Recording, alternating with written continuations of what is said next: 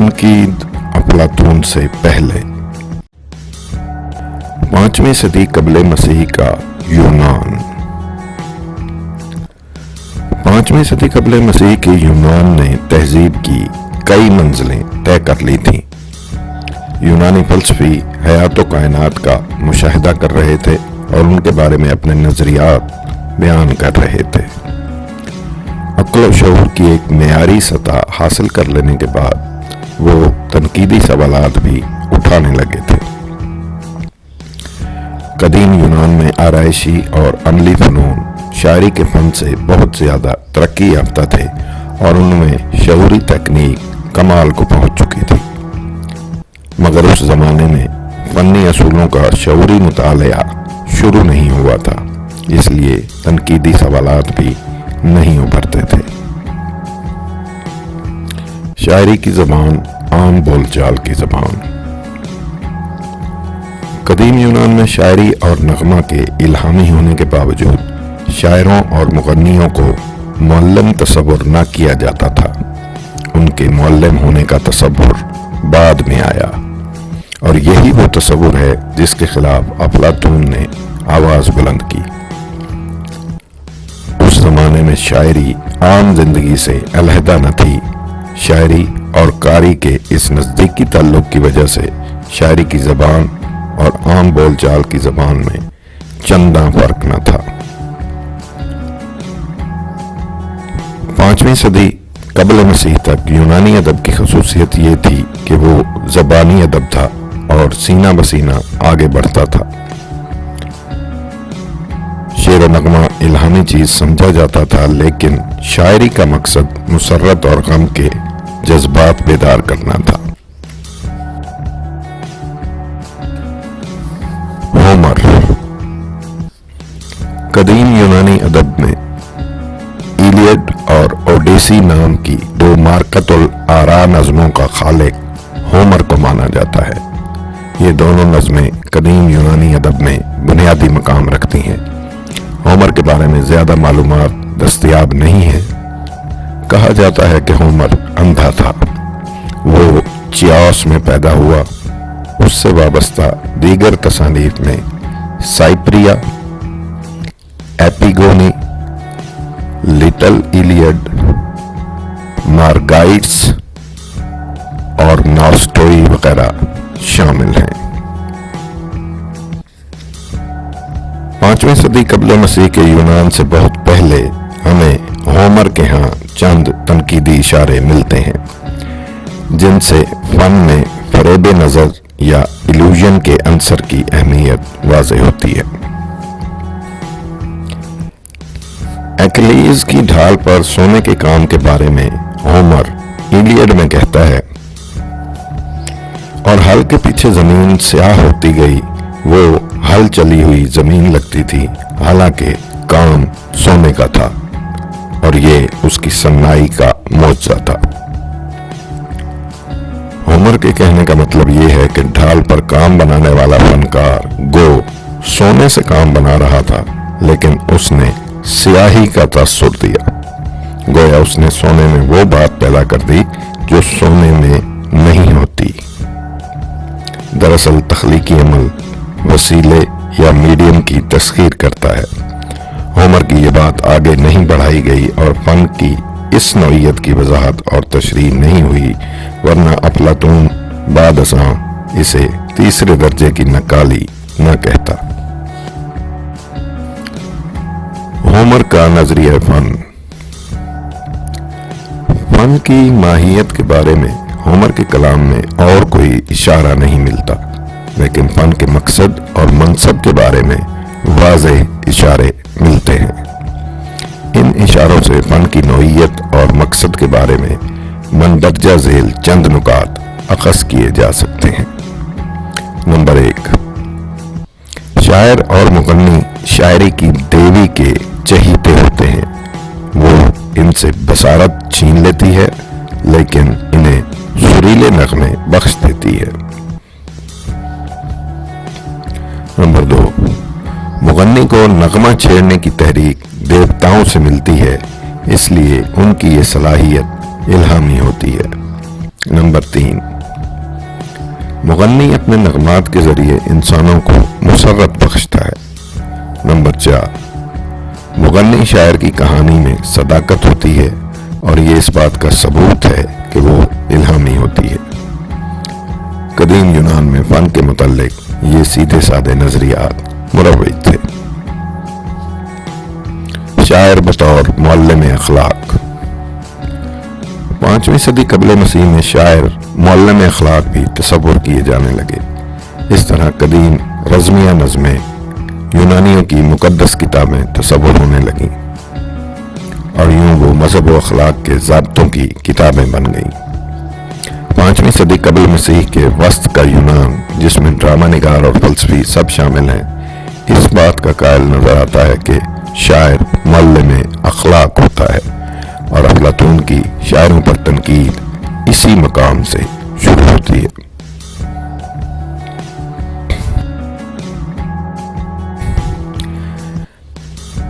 5ویں صدی قبل مسیح کا وسط اور یوریپیڈیز۔ یوریپیڈیز 480 قبل مسیح میں سلامیز میں پیدا ہوا اور اس نے 406 قبل مسیح میں تقریباً 74 سال کی عمر میں میسیڈونیا میں وفات پائی۔ اس یونانی ڈرامہ نگار کے معروف المیہ ڈراموں میں الیکٹرا، جو کہ 420 قاف میم کی تصنیف ہے، میڈیا 431 قبل، ہپولائٹس جو کہ 428 قبل مسیح میں لکھا گیا، دی ٹروجن وومن 415 قبل مسیح میں، اور بیک چھائی 405 قبل مسیح میں لکھا گیا۔ یہ تمام یوریپیڈیز کے معروف المیہ ڈرامے ہیں۔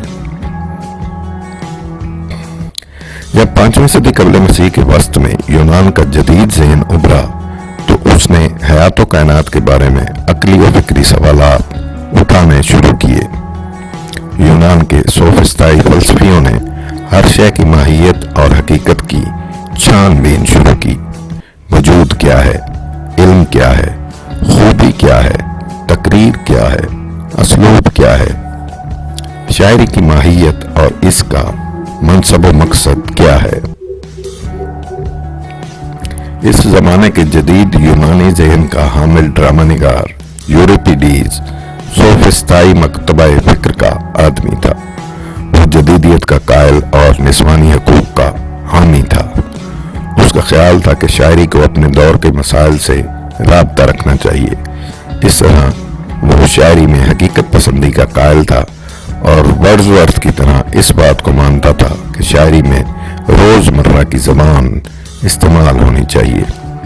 ان تمام جدید نظریات کے یوریپیڈیز نے ہم عصر یونان کے مسلمہ نظریہ فن کو کبھی چیلنج نہیں کیا، جس کے مطابق شاعر کا کام یہ تھا کہ وہ ہدایت دے، انسانوں کو بہتر بنائے اور اچھے شہری پیدا کرے۔ اس کا ہم عصر تربیہ ڈرامہ نگار ارسطوفینز ہے۔ ارسطوفینز کے یوریپیڈیز پر اعتراضات۔ ارسطوفینز کون تھا؟ ارسطوفینز ایک قدیم یونانی تربیہ یا کامیڈی ڈرامہ نگار تھا۔ اس کی پیدائش 446 قبل مسیح میں ایتھنز میں ہوئی اور اس نے تقریباً 60 سال کی عمر میں 386 قبل مسیح میں ڈیلفی میں وفات پائی۔ اس کے اہم ڈراموں میں سے 423 قاف میم میں دی کلاؤڈز، 422 قاف میم میں دی واسپس، 414 قاف میم میں دی برڈز، 411 قاف میم میں لائف اسٹراٹا اور 405 قاف میم میں دی فراگز منظر عام پر آئے۔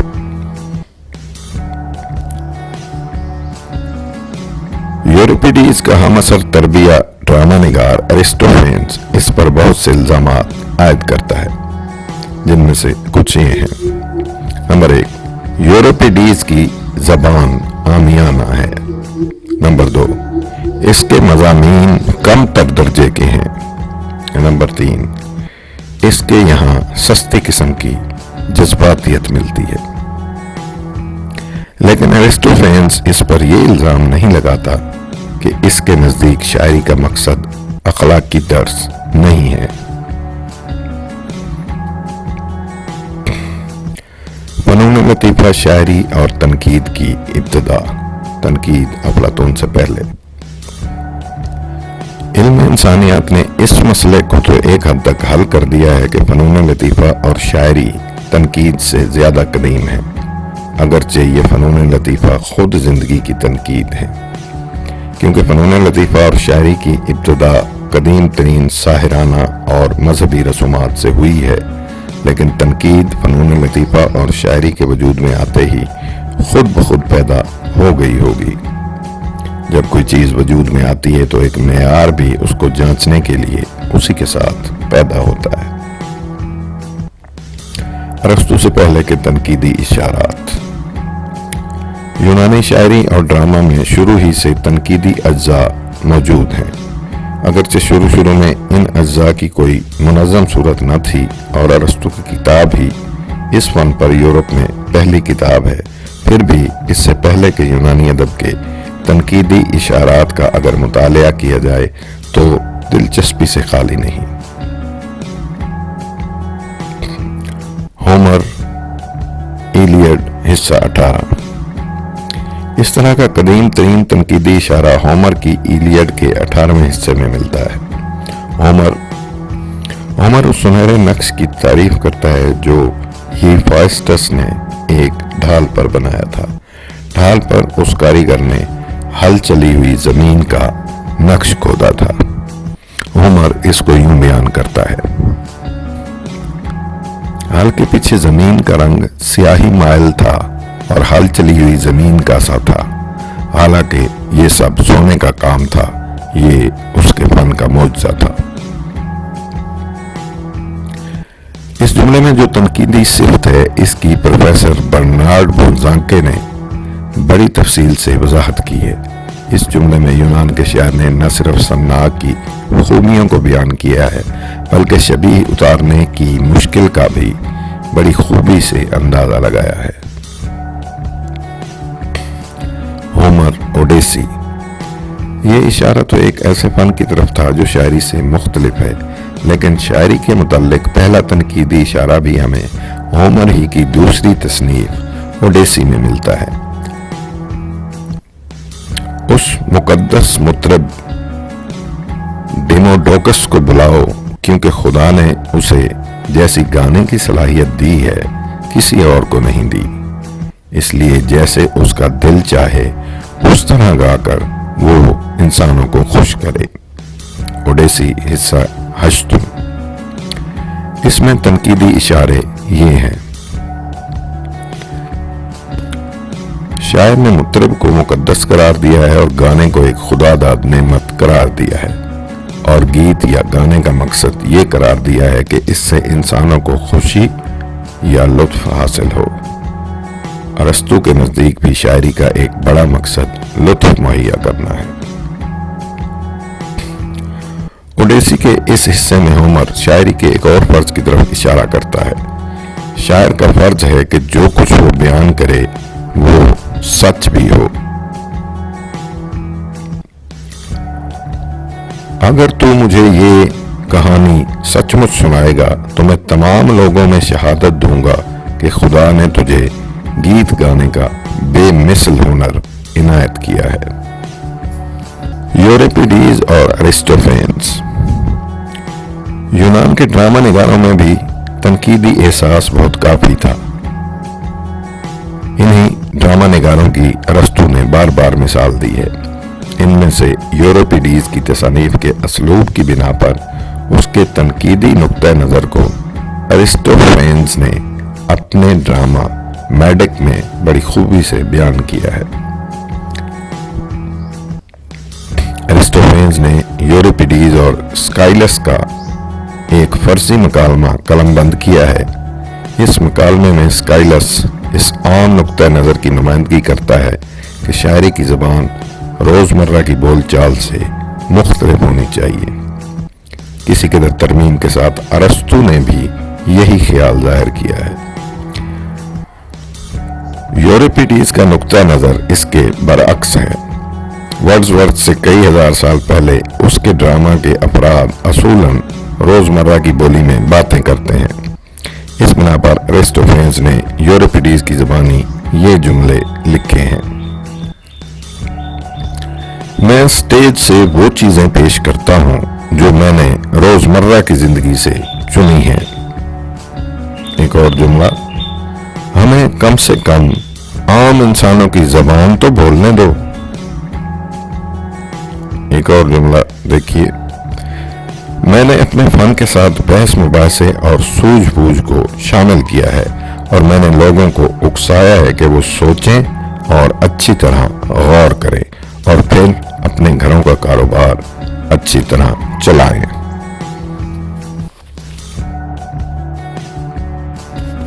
اب کچھ اقتباسات ڈاکٹر جمیل جالوی کی کتاب ارسطو سے ایلیٹ تک سے۔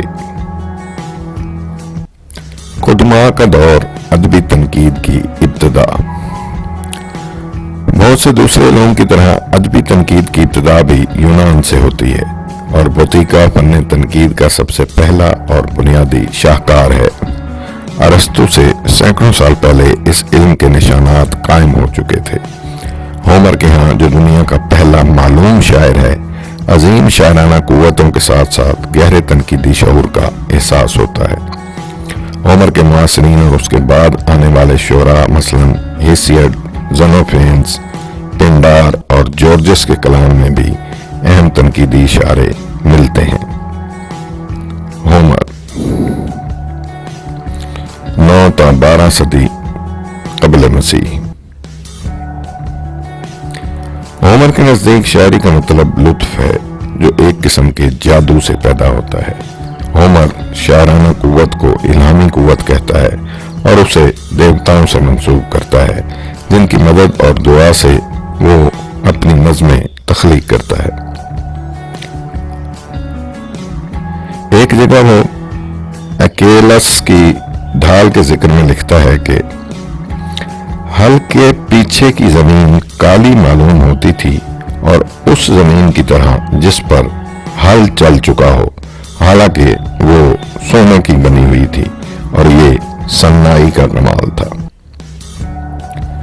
تخلیق کی خوبی یہ ہے کہ وہ عام تجربے کو دلکش بنا دیتی ہے اور تخلیقی عمل معمولی چیزوں کو غیر معمولی اور اصل سے زیادہ حسین بنا دیتا ہے۔ ہیسیڈ 98ویں صدی قبل مسیح۔ ہیسیڈ 750 قبل مسیح میں سائن ایولس میں پیدا ہوا۔ اس شاعر اور فلسفی کا عہد 750 قبل مسیح اور 650 قبل مسیح کا درمیانی زمانہ مانا جاتا ہے۔ اس کی مشہور تصانیف میں اس کی ابتدائی نظم تھیوگونی اور ورکس اینڈ ڈیز جو کہ 800 سے زائد مصروں پر مبنی نظم ہے شامل ہیں۔ دیگر نظموں میں آسٹرونومیا، میلمپوڈیا اور کلم شامل ہیں۔ ہیسیڈ کے نزدیک شاعری کا مقصد الہامی درس دینا ہے۔ زنوفینز 440 تا 391 قبل مسیح۔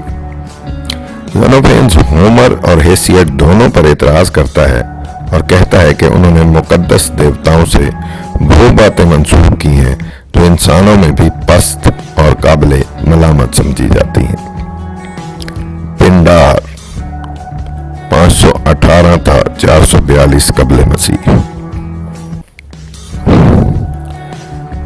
پنڈار تھیبس کا رہنے والا قدیم یونانی شاعر تھا۔ وہ پہلا یونانی شاعر تھا جس نے شاعری کی ماہیت اور شاعر کے کردار پر روشنی ڈالی۔ اپنی ایک نظم وکٹری اوڈز میں اس نے دیوتاؤں کی عنایت کو بھی شاعری کی عظمت سے وابستہ کیا ہے۔ पिंडार सन 518 कबल मसीह में साइनोसीफाल बायोशिया में पैदा हुआ और तकरीबन 80 साल की उम्र में 438 कबल मसीह में आरगोश में राही मुल्क अदम हुआ।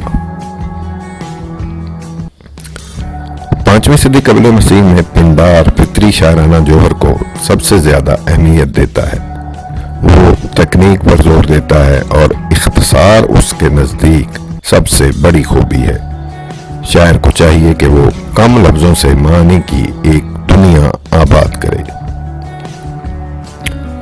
जॉर्जियस 480 ता 380 कबल मसीह।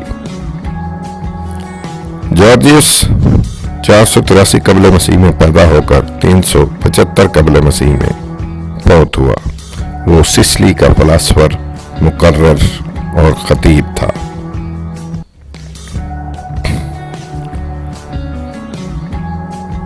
फलासफर और शायर ज़ेनोफेन्स 570 कबल मसीह में कोलोफोन में पैदा हुआ और उसने 478 कबल मसीह में वफात पाई।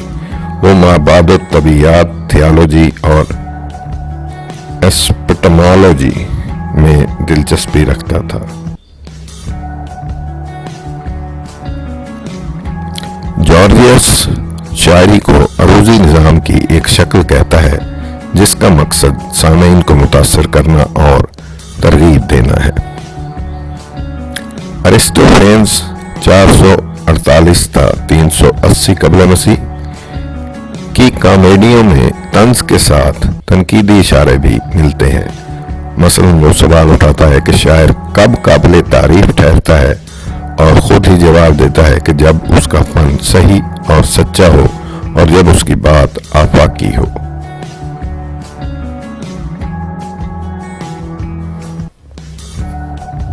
सोफोक्लिस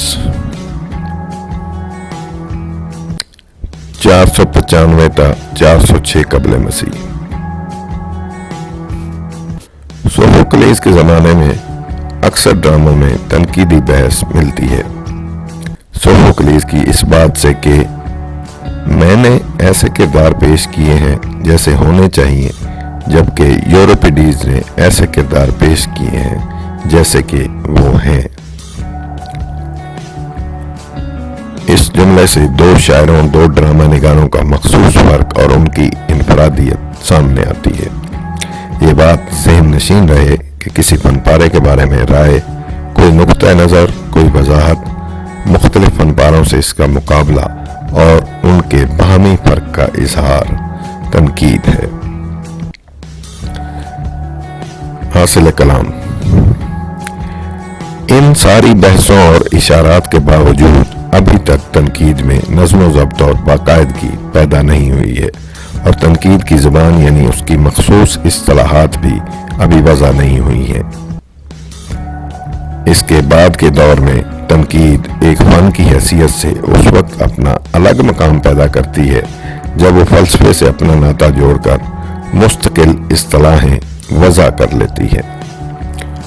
यूनानियों ने मुख्तलिफ उलूम व फ़नून में इतनी तरक्की की कि उनका नाम तारीख़ इंसानियत में आज तक जिंदा है। सुक़रात की अहमियत यह है कि उसने फ़लसफ़े को वसअत दी और उसे आसमान से ज़मीन पर उतारा।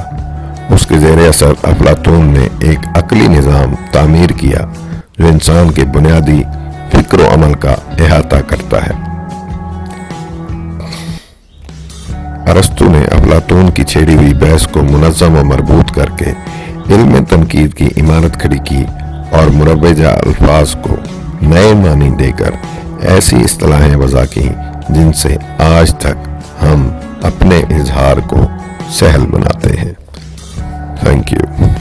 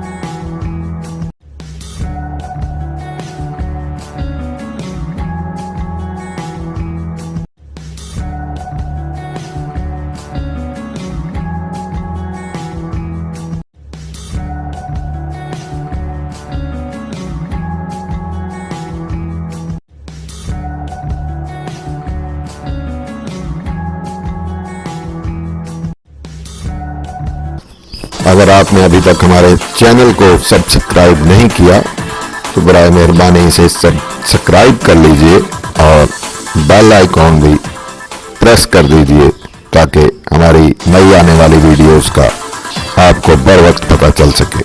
شکریہ۔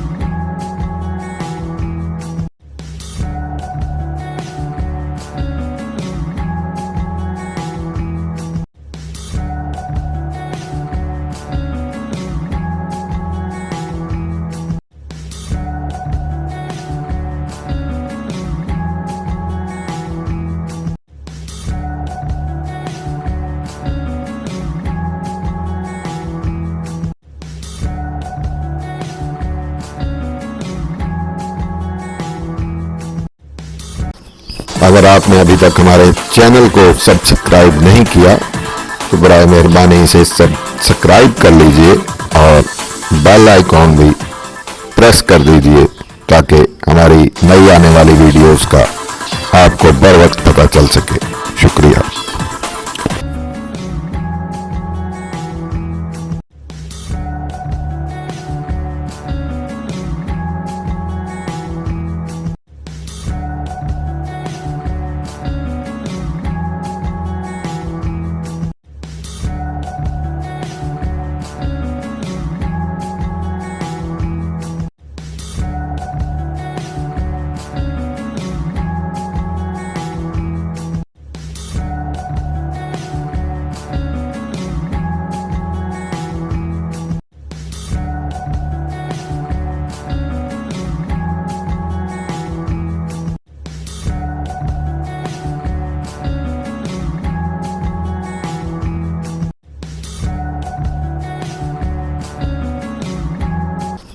اگر آپ نے ابھی تک ہمارے چینل کو سبسکرائب نہیں کیا تو برائے مہربانی اسے سبسکرائب کر لیجئے اور بیل آئیکن بھی پریس کر دیجئے تاکہ ہماری نئی آنے والی ویڈیوز کا آپ کو بر وقت پتہ چل سکے۔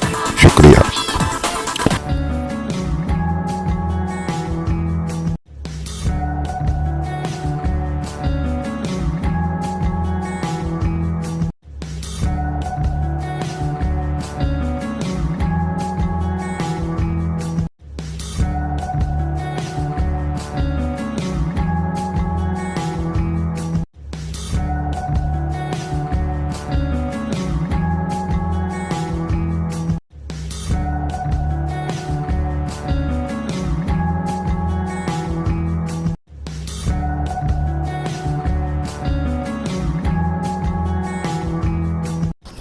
اگر آپ نے ابھی تک ہمارے چینل کو سبسکرائب نہیں کیا تو برائے مہربانی اسے سبسکرائب کر لیجئے اور بیل آئیکن بھی پریس کر دیجئے تاکہ ہماری نئی آنے والی ویڈیوز کا آپ کو بر وقت پتہ چل سکے۔ شکریہ۔